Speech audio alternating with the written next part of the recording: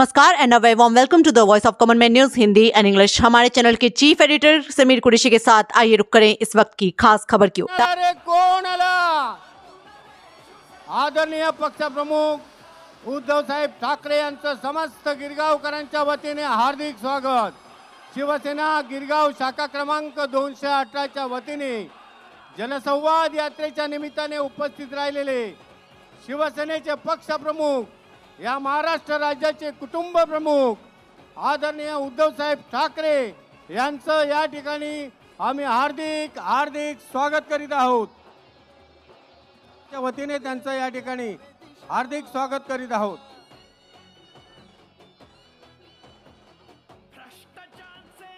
त्यांना पंचायतीने ओवाळलं जात आहे। समस्त गिरगावकरांसाठी, संपूर्ण दक्षिण मुंबईसाठी अत्यंत अभिमानाचा असा क्षण या ठिकाणी आपण अनुभवतोय। गिरगाव आणि शिवसेना यांचं नातं, यांचं प्रेम आज या ठिकाणी आपण पाहतोय। गिरगाव हा शिवसेनेचा बालेकिल्ला आहे आणि येणाऱ्या लोकसभेच्या निवडणुकीत आम्ही पुन्हा एकदा हे दाखवून देऊ की शिवसेना उद्धव बाळासाहेब ठाकरे हीच खरी शिवसेना आणि आम्हीच खरे शिवसैनिक।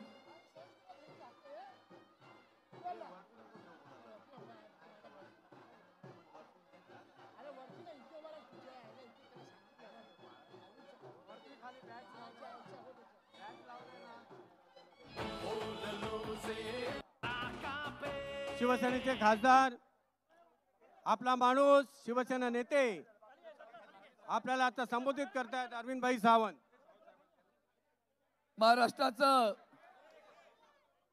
जरा पटापट व्यासपीठ बाळा, अरे मध्ये नको बरोबर। महाराष्ट्राचं आराध्य दैवत छत्रपती शिवाजी महाराज, संविधान करते भारतरत्न डॉक्टर बाबासाहेब आंबेडकर, आणि ज्यांनी तुमच्या आमच्या धमन्यांमध्ये जरा जरा न बोलता करू शकतो आपण।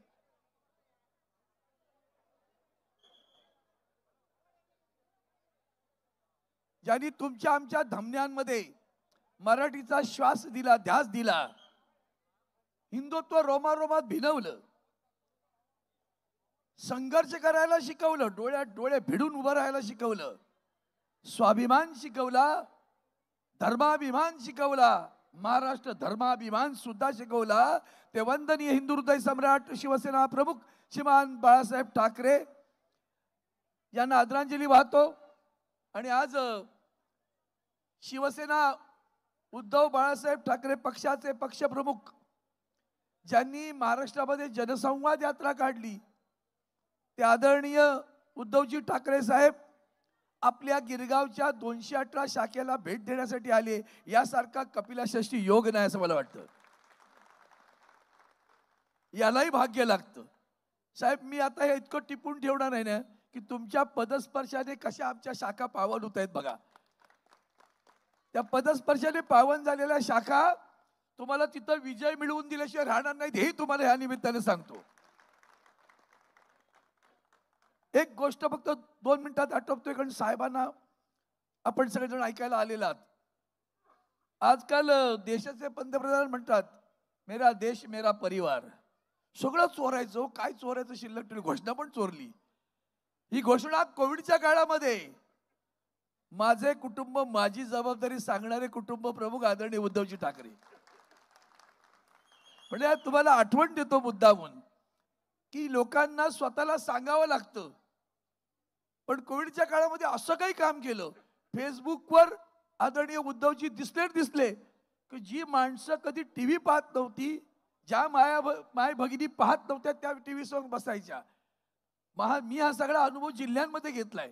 एका प्राध्यापकाच्या पत्नीनं मला सांगितलं, साहेब मी कधीच टीव्ही बघत नाही, ते राजकारण्यांचा वीट आलाय, पण ज्या दिवसापासून आदरणीय उद्धवजी मुख्यमंत्री झाले आणि कोविडच्या काळात फेसबुकवर यायला लागले, तेव्हा मला असं वाटायला माझा भाऊ आला, माझा दादा आला, कुणाला काका आला, मामा आला, ताई, सगळ्या कुटुंबाला वाटायला लागले हा आमचा माणूस आला।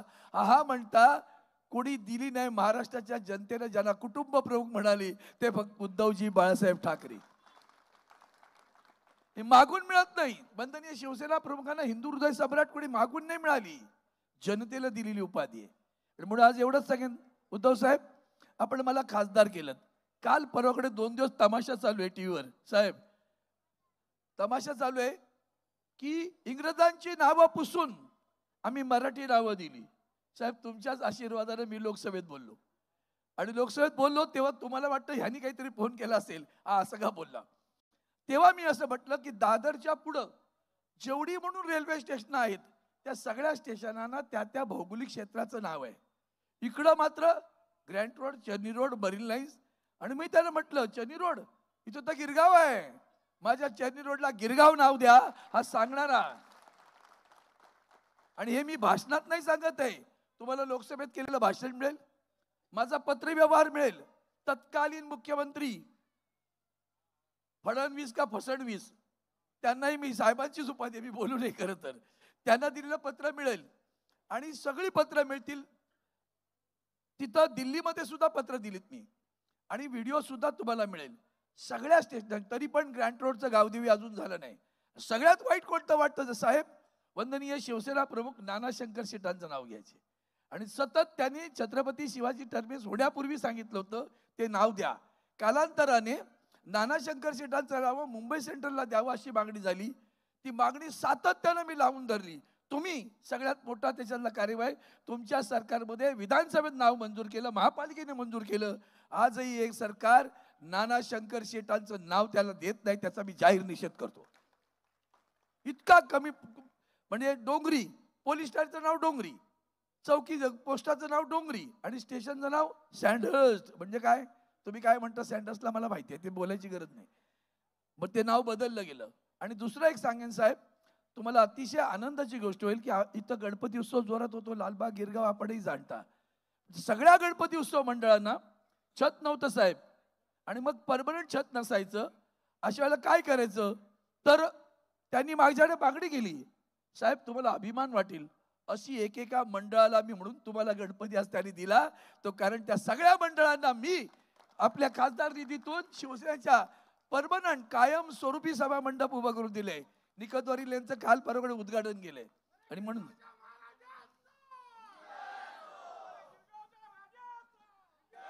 राजा आणि महाराजा भिडले बरं का. पण एकच सांगतो, राजा महाराजांनो एक विसरू नका, खरा राजा माझा शिवसेना आहे, ज्या शिवसेनेने तुमचं काम केलंय. आणि म्हणून एवढंच बोलतो, जास्त बोलणार नाही साहेब. इथं एक गल्ली मिळणार नाही जिथं त्या खासदार नेतृत्वातून अरविंद सावंतांना काम केलं नाही. मराठी भाषेला अभिजात भाषेचा दर्जा द्या. इथला मराठी माणूस आहे, त्यांना विचार करायला लागेल की मराठी भाषेला अभिजात भाषेचा दर्जा आजवर देऊ शकलो नाही. आणि म्हणून त्यासाठी सुद्धा मी सातत्यानं सभागृहात मांडत आलो. आज एकच सांगेन की साहेब तुम्ही आलात ना, अतिशय आनंद आहे. इतका आनंद आहे तो एकासाठी आहे की सारा देश लुटून खाल्लाय, धमकावत आहेत, सगळ्यांना दडपण येत आहेत. कोणाला ईडी मध्ये, कोणाला सीबीआय, कोणाला काय, अनेक जण सोडून जात आहेत. पण एक माणूस उभा आहे हो, सह्याद्री असा काय उभा राहिला की हिमालयाला स्वतःची जी ताकद वाटली असेल, त्याचा अभिमान वाटला असेल, काय सह्याद्री उभा राहिलाय. आणि त्या सह्याद्रीचं नाव आहे उद्धवजी बाळासाहेब ठाकरे.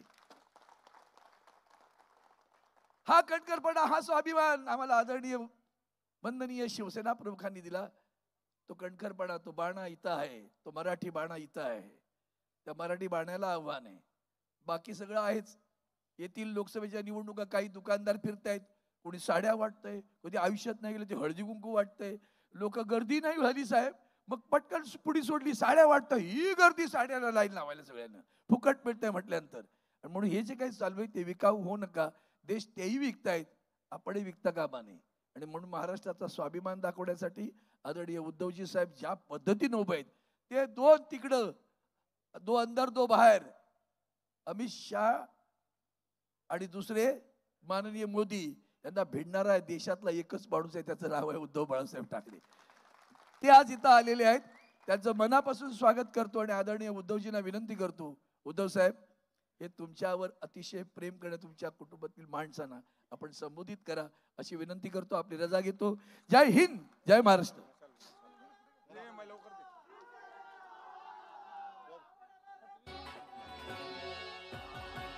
हिंदुस्थानचे कैवारी प्रबोधनकार सुपुत्र देव देश धर्म मराठी मनाचे मानबिंदू हिंदू अस्मितेचे शिरोमणी हिंदुस्थान हिंदू हिंदुस्थानचे एकमेव हिंदू हृदय सम्राट हिंदू धर्म रक्षक सरसेनापती महानेता माननीय शिवसेना प्रमुख श्रीमान बाळासाहेब ठाकरे यांचा, महाराष्ट्र राज्याचे माजी मुख्यमंत्री गोरगरिबांचे कष्टकऱ्यांचे कैवारी संपूर्ण महाराष्ट्राचे कुटुंब प्रमुख कुशल नेतृत्व सन्माननीय उद्धवजी बाळासाहेब ठाकरे यांचा। अरे आवाज कुणाचा? अरे शिवसेना।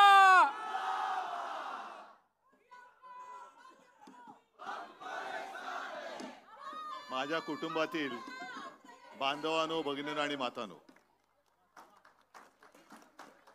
अनेक जण अनेक यात्रा काढतात, दौरे करतात।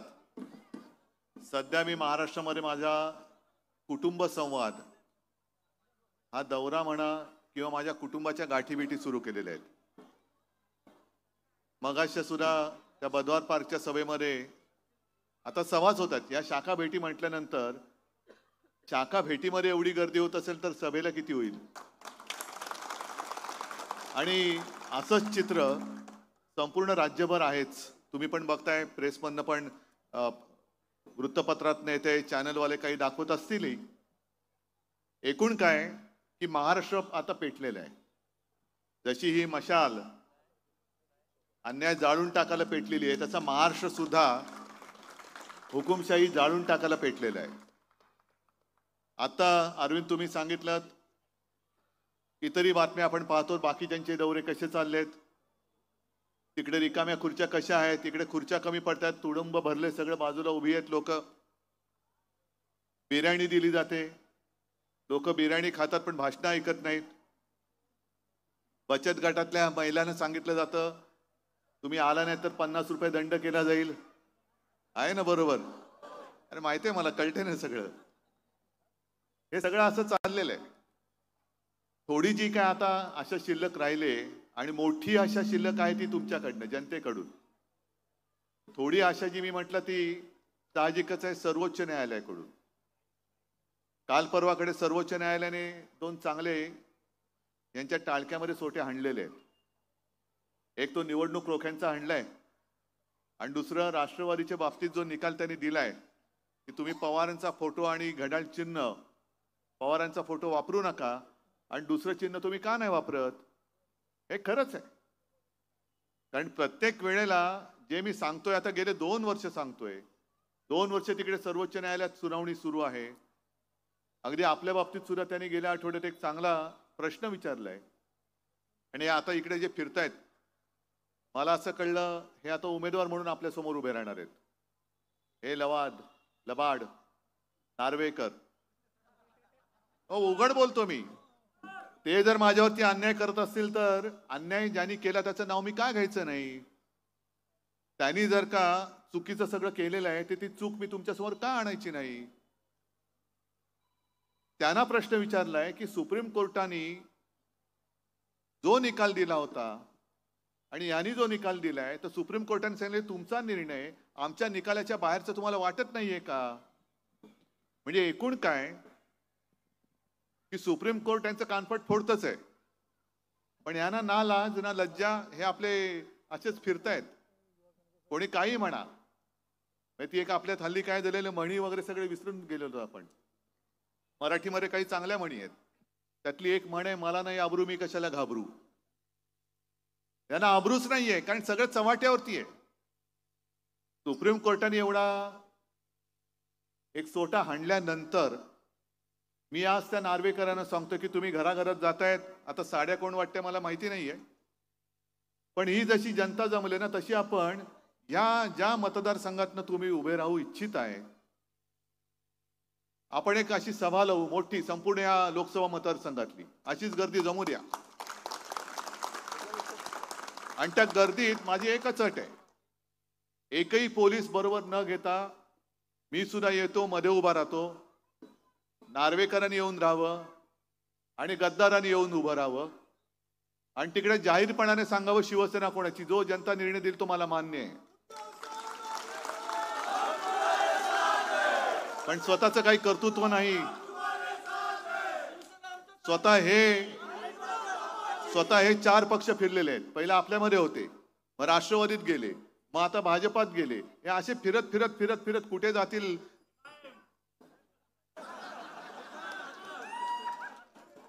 पण एवढे बदनाम झालेत की ते सुद्धा घेतील की नाही सांगता येत नाही. हे भाजपचं आपलं बरं आहे हो, त्यांच्या एक एक योजना आहेत. प्रधानमंत्री आवास योजना, प्रधानमंत्री उज्ज्वला योजना, तशीच एक त्यांची योजना आहे. मी काल बोललो ना, तुम्ही वाचलं असेल पेपरमध्ये. ती म्हणजे भारतीय जनता पक्ष भ्रष्टाचार अभय योजना. तुम्ही किती भ्रष्टाचार करा, या पक्षामध्ये तुम्हाला काही होणार नाही, हे मोदी गॅरंटी आहे.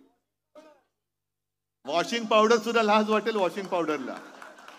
म्हणजे पूर्वी एक जी जाहिरात होती ना, डाग अच्छे होते, ते आता यांच्याकडनं कळतं. डाग अच्छे होते, तुला डाग नाही आहेत, तू कामाचा नाही आहेस, तुला डाग आहेत, ये. म्हणजे मला असं वाटतं त्यांनी आता निकष लावलेत, जितका घोटाळा मोठा तितकं पद मोठं. 5 कोटीचा घोटाळा, चला रे कोणी आणणार याला, द्या हाकलून द्या याला. 100 कोटीचा घोटाळा, ठीक आहे, याला जरा इकडे बसवा.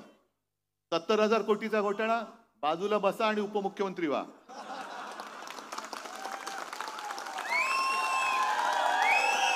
आणि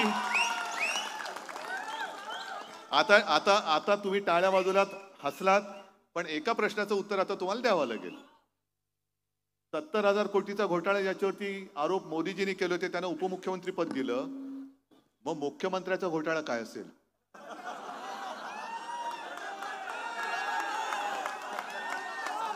कारण त्याच्यावर मोठा पाहिजे. 50 खोके आता कमी पडतायत, उघड उघड लुटतायत. निवडणूक रोख्यांचं जे काय भांड सुप्रीम कोर्टाने फोडलंय, किती नालायकपणा चाललंय बघा. 15 मार्च तारीख दिली होती, त्याच्या आधी 4 दिवस पेपरमध्ये काय वाचलं? स्टेट बँकेने सांगितलं की आम्हाला सगळी माहिती गोळा करायला वेळ लागेल, आम्हाला 3 महिने वाढवून द्या. पण सुप्रीम कोर्टाने दंडा दिल्यानंतर 1 दिवस आधी तुम्ही माहिती सुप्रीम कोर्टाला दिलीत. म्हणजे ही माहिती तुम्ही सुप्रीम कोर्टात खोटं बोलत होतात. माहिती तयार होती, फक्त तुम्हाला वर्ण आदेश आले होते की बघा जमलं तर जरा निवडणुका होऊन जाऊ द्या. पण ही माहिती तुम्ही लपवत होतात. सगळी तयारी माहिती असून सुद्धा तुम्ही सुप्रीम कोर्टाच्या आदेशाप्रमाणे वागू इच्छित नव्हता. सुप्रीम कोर्टाने जर का कडक ताशेरे मारले नसते आणि आदेश दिला नसता, तर यांनी ही माहिती जी तयार होती ती लपवलेली असती. आज सुद्धा मी येताना ऑनलाईन पेपरमध्ये वाचत होतो, काँग्रेसने आता सांगितलं की एकूण खरेदी किंवा रोख्यांची जी काही देवाणघेवाण झाली ती 22,000 कोटींच्या आसपास झाली. आता प्रत्यक्ष माहिती दिली ती 18,000 कोटीच्या आसपास. म्हणजे अजूनही 3-3.25 कोटी रुपयांचे रोखे हे गुलदस्त्यामध्ये. मग काढा, सगळ्यांचेच काढा. आहे शिवसेनेला ज्यांनी रोखे दिले असतील त्यांची नावं द्या, काँग्रेसला दिले असतील त्यांची नावं द्या, पण भारतीय जनता पक्षाला कसे दिले गेले ह्याची माहिती लोकांना द्या. कोण आहे ती लोक? अगदी काश्मीर पासून कन्याकुमारी पर्यंत याच्यामध्ये ज्यांना ज्यांना सरकारी कामं दिलेत अशा कंपन्या किती आहेत आणि कशाच्या बदल्यात त्यांना कामं दिली गेली? दुसरी माहिती जी आलेली आहे, बातमी तुम्ही सगळं वाचताय तेच मी सांगतोय, मी काय नवीन नाही सांगत आहे. पण जरा काय होतं, वाचलेलं काही आपण वाचून सोडून देतो, म्हणून पुन्हा ते सांगावं लागतं. आपल्या साध्या साध्या शिवसैनिकाच्या मागे हे पोलीस लावतात, ईडी, इन्कम टॅक्स, सीबीआय. आता काल परवाकडे सुद्धा आपल्या म्हणजे जे आपल्या घरातले होते ते घाबरून पळाले. नाही जाऊ दे, मला त्यांच्याबद्दल बोलायचं नाहीये, पण अशी सगळी माणसं तुम्ही फोडताय. काही जणांना पैशाचं आमिष दाखवताय, काही जणांना एकतर भाजपात आहे, मिंद्याकडे जा, नाही तर तुरुंगा. मग घाबरतात लोक. आणि असेच यांनी जे काही रोखे घेतले त्यांच्याही बद्दल आक्षेप आहे की यांच्यावरती आधी धाडी टाकल्या, चौकशा सुरू केल्या आणि यांच्याकडनं रोखे घेतले. मग माझा जाहीर सवाल आहे, ज्यांच्यावरती धाडी टाकल्या होत्या आणि ज्यांची नावं त्या रोख्यांच्या यादीत आहेत, आज निर्मला सीतारामन बाई बोलल्यात की कदाचित असं असेल की त्यांनी रोखे दिलेही असतील, पण सरकारने त्यांच्यावर वेगळी कारवाई केली असेल. हरकत नाही, आम्ही मानतो तुमचं, कारण तुम्ही अगदी अर्थमंत्री आहात. निर्मला सीतारामनजी, तुमचं म्हणणं आम्ही ऐकलं, मानलं. फक्त मला पुढच्या प्रश्नाचं उत्तर द्या. जर सरकारची कारवाई वेगळी झाली असेल, योगायोग असेल, की नेमकं धाडी पडायला आणि रोखे तिकडे द्यायला, म्हणजे कावळा बसायला आणि फांदी मोडायला. असं झालं असेल तर ती फांदी मोडली का अजून तशीच आहे? ईडीची चौकशी चालू आहे का रोखे दिल्यानंतर बंद झाली? अशा किती कंपन्या आहेत की ज्यांच्यावरती ईडीची धाड पडली होती, इन्कम टॅक्सची धाड पडली होती किंवा सीबीआयची पडली असेल, त्याच्यानंतर त्यांनी योगायोगाने भाजपला रोखे दिले असतील आणि नंतर चौकशी थांबली का चालू आहे? सांगा ना. तुम्ही नुसतं आम्ही आरोप केल्यानंतर झटकून टाकायचे आणि तुम्ही मात्र आमच्या मागे शुक्लकाष्ट लावायचं, पोलीस लावायचे, सगळे ससेमिरे लावायचे. यालाच तर हुकुमशाही म्हणतात. जो मी उभा आहे अरविंदजी, मी कोणा व्यक्तीसमोर उभा नाहीये, मी हुकुमशाहीच्या विरोधात उभा आहे. आणि लोक जेव्हा काही विचारतात, अहो तुम्ही बोलताय ठीक आहे, पण तुमच्याकडे पर्याय कोण आहे? पर्याय व्यक्तीला देतच नाहीये, पर्याय मी हुकुमशाहीला देतो. आणि हुकुमशाहीला पर्याय हा लोकशाहीच असतो, लोकांनी निवडून दिलेलंच असतं. पहिलं लोकशाही मानणार सरकार आणा. पण आता यांचं जे काही चाललेले चाळे, यांची भूकच क्षमत नाही. जसा काही तो एक भस्म्या रोग होतो ना, पहिलं सरकार पाहिजे. ठीक आहे बाबा, आम्ही तुम्हाला मदत केली, तुम्ही 272च्या आसपास गेलात. 30 वर्षानंतर आपल्या देशात एका पक्षाचं सरकार आलं. अभिमान मलाही वाटला होता, मी सुद्धा गेलो होतो त्यांच्याबरोबर सही करायला. तेव्हा ते मला शिवसेनेचा पक्षप्रमुख मानत होते. तेव्हा त्यांना माहितीच नव्हतं की अरे हा हिंदू हृदय सम्राटांचा मुलगा आहे, हा घराणेशाहीवाला आहे. पण माझी सही पाहिजे होती. आम्ही गेलो. प्रणव मुखर्जी बसले होते, खुश होते की खूप वर्षानंतर एका पक्षाचं सरकार आलं. म्हटलं आलं आणि आम्ही हे आमचे नेते त्यांना पंतप्रधानपदी बसवा. बसले. 5 वर्ष काढली, नोटाबंदी वगैरे सगळं झालं. पुन्हा येरे माझ्या मागल्या. 2019ला अमित शहा मागे लागले. अरे उद्धवजी, मी काल बोललो होतो ना, आज तुम्ही म्हणताय की मी दगाबाजी केली. मोदीजी आज घराणेशाहीच्या विरुद्ध लढतायत, एक घराणं पक्ष चालवतोय. मग अमित शहा जेव्हा शिवसेना प्रमुखांच्या फोटोला लोटांगण घालायला मातोश्रीत आले होते, तेव्हा माहित नव्हतं त्यांना की कुठे आलोय आपण, कोणाच्या फोटोसमोर लोटांगण घालतोय, कोणाच्या मुलाबरोबर बोलतोय, हा पक्षप्रमुख आहे, हा घराणेशाहीवाला आहे, याच्याशी बोलता का म्हणे. हारलो तरी चालेल, पण घराणेशाहीच्या पक्षाचा पाठिंबा नको. नाही दाखवलं. पण तेव्हा आणखीन 300च्या वरती जागा मिळाल्या. आता त्यांना 400च्या वरती जायचंय. का जायचंय? याचं कारण स्पष्ट आहे. काही गोष्टी अशा असतात, अरविंद सावंत जास्त चांगल्या पद्धतीने सांगतील, की एखादी गोष्ट जसं तुम्ही पाहिलं असाल गेल्या अधिवेशनामध्ये जवळपास 100-150 लोकसभेतले आणि राज्यसभेतले 146 खासदारांना निलंबित केलं होतं. विसरलात? आपण काय म्हटलं, काहीतरी हा धुडगूस असाच चालतो, जाऊ दे, हेही तसेच आणि तेही तसेच. तसं नाहीये. यांनी 146 खासदार विरोधी पक्षातले काहीतरी कारण सांगून, काहीतरी नव्हते त्यांचं पण नाव आलं होतं असं म्हणतात, त्यांना निलंबित केलं आणि घातक कायदे पास करून घेतले. समोर कोणी आवाजच नाही विरोध करायला, आक्षेप घ्यायला सुद्धा आणि सूचना करायला समोर कोणीच नाहीये. हम करो सो कायदा. आणि आता यांना 400 पार एवढ्यासाठी पाहिजे, देशाच्या कल्याणासाठी नकोय. यांना घटना बदलायची आहे. डॉक्टर बाबासाहेब आंबेडकरांनी जी घटना लिहिलेली आहे, संविधान लिहिलेलं आहे, याची शपथ घेऊन मी मुख्यमंत्री झालो होतो, संविधानाची शपथ घेतली होती. अरविंद सावंत मंत्री होते, संविधानाची शपथ घेतली. पंतप्रधान मोदींनी सुद्धा संविधानाची शपथ घेतली. ते संविधान यांना आता बदलायचं आहे आणि ते बदलण्यासाठी आवश्यक असलेला जो आकडा आहे तो 400 पार करायचा आहे, करावा लागतो. म्हणून यांना 400 पार करायचंय. आणि 400 पार म्हणजे काय, मग 546 पण तुम्हीच घेऊन टाका. समोर कोणाला ठेवायचंच नाहीये. उद्या कोर्टात जरी कोणी गेलं तरी सांगतील काय, संसदेचा अधिकार आहे. जसा दिल्लीच्या बाबतीत, दिल्ली सरकारच्या बाबतीत सर्वोच्च न्यायालयाने दिलेला निर्णय यांनी लोकसभेत बदलला, तसं यांचं 5वी बहुमत आल्यानंतर हे घटना सुद्धा मानणार नाहीत, घटना सुद्धा बदलतील. आणि जसं रशियामध्ये पुतिन यांची हुकुमशाही आहे, निवडून आलेत पण अध्यक्ष आहेत, आणि एवढी 5वी त्यांची एक ताकद आहे, त्यांना जो विरोध करेल तो नाहीसा होतो. एक तर त्याचा तो कसा मृत्यू पावतो तेच कळत नाही. एवढंच नाही तर रशियामध्ये मी असं ऐकलंय की न्यायमूर्ती सुद्धा पुतिन नेमतात.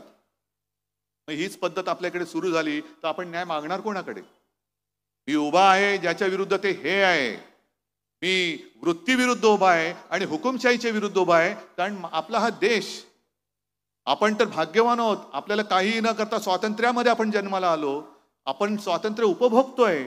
पण ज्याने आपल्या स्वातंत्र्यासाठी बलिदान केलं, आपण म्हणतो ना वंदे मातरम म्हणत हसत हसत फासावर गेले. त्यांनी तर बलिदान केलं, आपल्याला फक्त मतदान करायचंय. त्यांनी बलिदान करून स्वातंत्र्य मिळवून दिलं, आपल्याला फक्त मतदान करून हे स्वातंत्र्य टिकवायचंय. उगाच मला काहीतरी वेळ लागलाय म्हणून मी यांच्या विरुद्ध उभा आहे. अरे मी पण गेलो असतो ना यांच्या बरोबर, 50 खोके काय मला आणखीन मिळाले असते. पण खोक्यात जर का मी बंद झालो असतो तर मी शिवसेना प्रमुखांना काय तोंड दाखवू शकलो असतो, काय दाखवू शकलो असतो. आज सुद्धा तुमच्या समोर आलोय. अरविंद सावंतला पुन्हा आपल्याला विजयी करायचंय, करावंच लागेल, हॅट्रिक करावीच लागेल. पण या वेळेला फरक असणार आहे. इथून निवडून दिल्या गेलेले अरविंद सावंत तिकडे या वेळेला भाजपला किंवा मोदींना पाठिंबा देणार नाहीत, ते आपल्या इंडिया आघाडीच्या पंतप्रधानांना पाठिंबा देतील. आणि ही जबाबदारी ही फार मोठी आहे. नुसतं आलं, मोदीजी आले आणि काहीतरी थापा मारल्या, आपण म्हणतो अरे जाऊ दे ना, दिले काय फरक पडतो. तसं नाहीये. आपल्या आयुष्यावरती आणि आपल्या पुढच्या पिढ्यांवरती हुकुमशाही काय जुलूम करेल त्याचा विचार करा आणि मग मी काय म्हणतोय त्याचा विचार करा. अरविंद, तुम्ही जे बोललात की कोरोनाच्या काळामध्ये जे मी तुम्हाला सांगत होतो संपूर्ण महाराष्ट्राने, मी बोलत होतो तुम्ही ऐकत होतात. मी सांगितलं मास्क घाला, तुम्ही मास्क घातला. घरात बसा, घरात बसले. वर्क फ्रॉम होम केलं. तुम्ही सगळं माझं ऐकलत म्हणून आणि म्हणूनच देशातल्या सर्वोत्तम मुख्यमंत्र्यांमध्ये माझं नाव आलं. ते कर्तृत्व माझं नव्हतं, हे तुमचं सहकार्य आणि तुमचं कर्तृत्व होतं.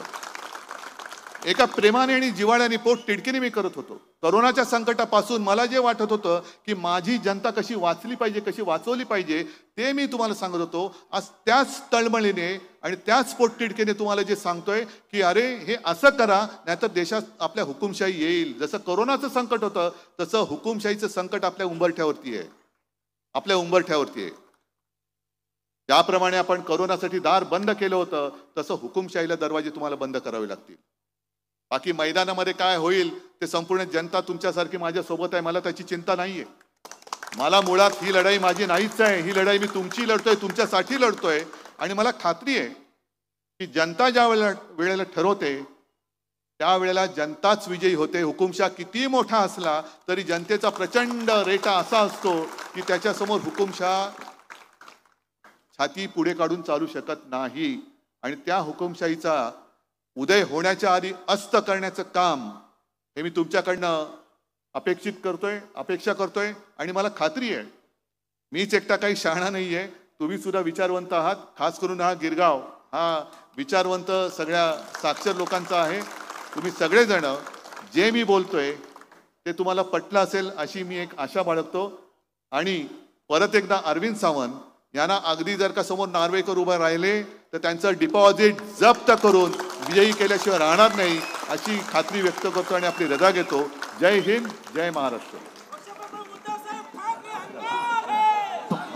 विभागाच्या वतीने तसेच महिला आघाडी यांच्या वतीने सुद्धा उद्धव साहेबांचं स्वागत केलं जात आहे. तसेच मलबारील विधानसभेतील सर्व शाखा प्रमुख